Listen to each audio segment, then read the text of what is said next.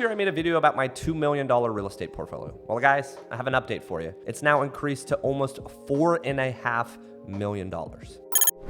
What's up, guys? It's McKeown back again with another video this week. I wanted to make an update video on a video I did last year on my real estate portfolio. So about 15 or 16 months ago, I made a video detailing the fact that I had a duplex, I had a fourplex, a single family, and a primary residence. Well, fast forward now, and I've acquired 2 additional single families, and I've actually sold 2 of my multifamilies, my duplex and my quad, and I've upgraded both of those into commercial properties. Now, the biggest asset here, guys, is leverage and scaling over time. Now, let me explain that to you. So in 2017, when I first purchased my duplex, first of all, I would have not ever been able to do that cash. No offense to Dave Ramsey, but if you follow his route, you're never going to be able to build a large real estate portfolio. I 100% leveraged myself buying a $285,000 property in 2017, and I'm closing in just a couple days to upgrade to my second commercial property that's north of 1.2 or $1.3 million. Now, further leverage, 5 months later, I went and bought a single family. I moved from that duplex into the single family and spent the next 2 years remodeling it. Now, that property has since come and gone. I profited well over 6 figures from that, but less than 2 years later, I then moved from that property and used my VA loan again to purchase a fourplex. Well, that fourplex I also do not have, because this is an update from last year. I sold that fourplex, made over $200,000 in equity, and we're sitting in the commercial building that allowed me to be able to be here today because of that fourplex alone. Now, going back to my 2021 goals, one of them was to acquire 2 single family rentals. One of the main reasons why was because I actually sold one. I wanted to sell one, but also profit and use that towards my business, but then acquire 2 additional, and that's exactly what I did. So now I have 2 pretty nice single family rentals. One's about 2,600 square feet, 4-bed, 3-bath. I have a ton of videos lately of doing that. Just finished up the remodel probably a couple months ago and have a tenant in there for 3 years above market rent. And the other one is renting probably only for a couple more months. We're coming up close to a year lease on it. Gonna find out if the tenant wants to release there, but I've got a substantial amount of equity in that property too. But truly, at the end of the day, the more you leverage yourself and the more you scale, the more risks you're willing to take is ultimately how far you're going to get with your portfolio. I can tell you firsthand, if I didn't risk as much as I am risking now with the purchases that I'm making, as well as the purchases that I've previously made, I certainly wouldn't be nearing $4.5 million in terms of my portfolio. Now, also another caveat here, yes, in the last 5 years in the Dallas-Fort Worth Metroplex, our values have skyrocketed. Now, skyrocketed, I'm not even talking 5 to 10%, maybe 20%. Some of my properties have appreciated almost double what I paid for them. Just to give you guys an idea, my duplex that I bought in 2017, it's the oldest property, so it's had the most appreciation out of any of them. I bought it for $285,000 and we're under contract to sell just in a couple days for $560,000. So yes, appreciation does play a huge part in this. A lot of people are saying, hey, I don't want to buy a house right now. The appreciation's come and gone. You know, you're too late to the market. I can tell you firsthand, the biggest asset in my business was purchasing a home. Regardless if it's purchasing 5, 7, 10 homes that I've purchased, or just if you purchase one. At the end of the day, if you're a single guy or girl and you purchase a house and rent out the other rooms, or if you're a married couple and you decide to buy a duplex, live in one side and rent out the other, your expenses, even if maybe they don't pay the mortgage, your expenses are going to be far less than if you just continue to rent, which again is a 100% interest rate. Right now, interest rates are in the 4s or 5s, maybe low 6s. Renting is 100% interest rate. You get no return on renting.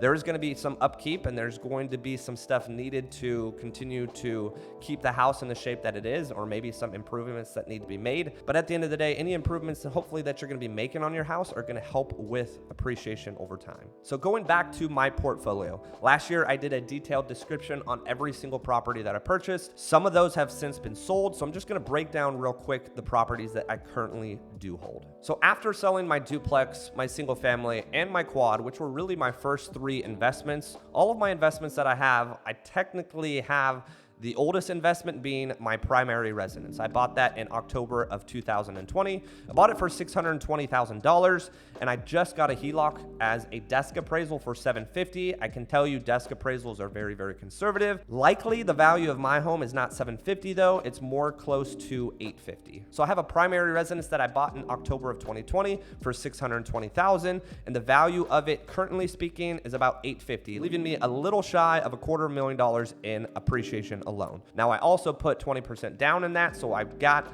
some additional value in the house as well. Now the two other properties that I bought last year that are single family rentals, both of them I bought at a tremendous price, one at $200, one at $250. Both of them are really equal in value. They're worth about $350, maybe $375,000 a piece. Put 20% down on both of those. So you do the math. I've got some decent equity as well as some money invested into both of those. Also, both of those I did a complete gut job to. So both of those properties, I'm not hoping to have any expenses or large expenses for the foreseeable future. And also because I put all of this time and effort into the properties, it's not like I bought a property that was a makeshift flip and I don't really know what work was done. I'm likely going to be keeping those properties for the long term. The reason being is when you actually do the work yourself or see it done, or you've put the money in yourself, for me personally, I want to be able to take advantage of the money that I invested in the foundation and the flooring and the gut job down to the studs. You know, I want to be able to know that I held the property for 10, 15, 20 years after all the work that I did. Otherwise, I'd be putting in a ton of money just selling it for retail, and the new buyer would be taking advantage of all the fresh and new items within the house. Now, the real big leg up is when I went to commercial. Now, if you include my primary residence at $850 and the two smaller single families for $700 or $750, you're really looking at about 1.6. Again, last year my real estate portfolio was at $2 million. So if you look at those three properties, my portfolio is technically not even what it was last year. But I sold my duplex.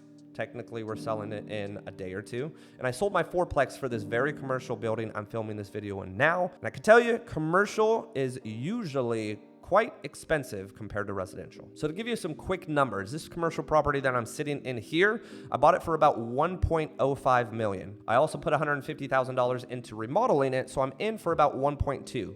Now the down payment came from my fourplex, so really I was no money out of pocket to put down on this property, but with the renovations that I did, I would say it's closer to about 1.5. I've got about $300,000 in equity, plus the money that I used for my fourplex as a down payment. Now the same thing is going to be applied here in a day or two when I finish up and close on my Broken Bow cabin. You'll be selling my duplex using over $200,000 in appreciation there, applying that as the down payment on my cabin. And if you've watched my recent video about the appraisal coming back on my Broken Bow cabin, same or similar price in that commercial property. I bought it for about 1.05 or 1.07. Now the appraisal came back $250,000 above my contract price. So my cabin itself is worth about 1.3, 1.35, and that's a conservative appraisal on a construction loan. That's when the cabin hasn't even technically broken ground. I guarantee you when the cabin's done in a year, we're gonna be pushing close to 1.5, just like this commercial building I'm in right now. So yes, I've technically gotten less properties. I've sold a duplex, I've sold a quadplex, I've sold my single family, and through those three, I've acquired technically 2 more single family rentals. So to count out the numbers real quick, my 2 single families and my primary residence sitting at about 1.6 million. So to tie all those numbers together, we've got about 1.6 million between my primary and my 2 single family rentals. You add in the cabin,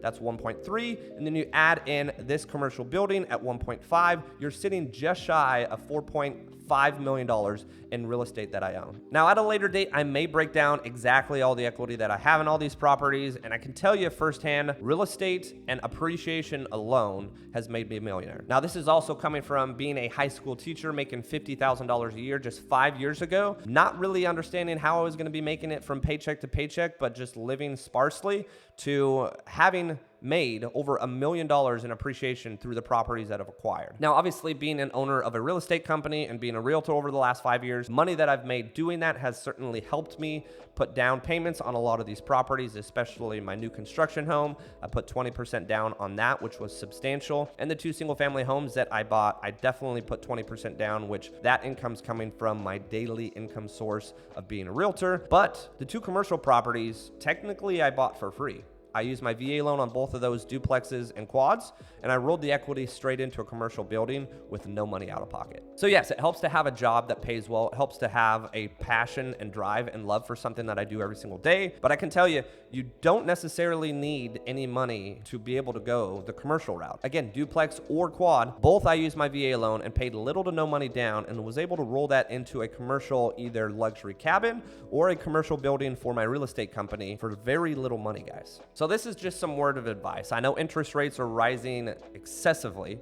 Also, home prices across the country are extremely expensive. But at the end of the day, if you're renting, just figure out how much you've been paying the last year. Figure out if you've been renting for a while. Figure out how much you've been paying over the last 5 years. It's pretty disgusting, to be honest with you, especially with the fact that, hey, if I would have rented over the last 5 years, I'd have no real estate portfolio, I'd have no appreciation, and I probably would have wasted $150,000 to maybe $200,000, if not more. Instead, I'm the very polar opposite. I have over $4 million in real estate that I own, and I can tell you the cash flow is tremendous. And on top of that, I have well over $1 million in appreciation from all the homes and the commercial buildings that I've purchased. So my word of advice, guys, is buy a house. Don't be stupid about it. Obviously, be smart. If you're a single guy or girl, buy a 3-bedroom, 2-bath house and rent out the other rooms. If you're a couple or if you're married, maybe a small child, try to buy a duplex. Buy a duplex with your FHA loan or buy a duplex with your VA loan, maybe a 4-plex, and leverage the other units to pay a majority of your mortgage. It's pretty simple, guys, and getting into that first property is really the snowball effect.